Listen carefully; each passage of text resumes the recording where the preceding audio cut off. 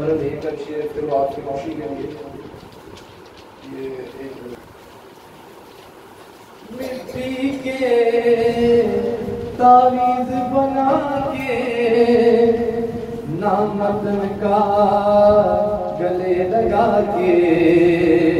हर मुश्किल से हाथ छुड़ा के अपना गले लगा के बस इतना कहने आए हैं शुक्रिया पाकिस्तान पाकिस्तान शुक्रिया शुक्रिया पाकिस्तान पाकिस्तान शुक्रिया शुक्रिया पाकिस्तान पाकिस्तान शुक्रिया मुस्कुरा पाकिस्तान पाकिस्तान शुक्रिया कोई भी ऐसा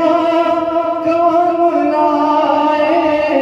जिसमें पाकिस्तान लाए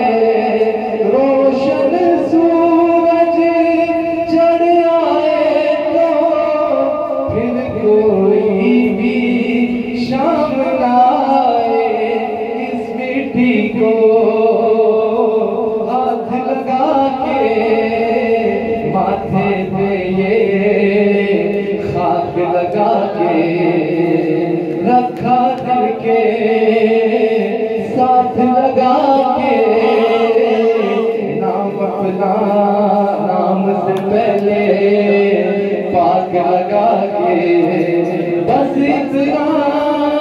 कहने आए हैं शुक्रिया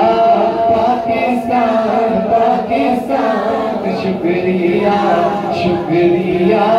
पाकिस्तान पाकिस्तान शुक्रिया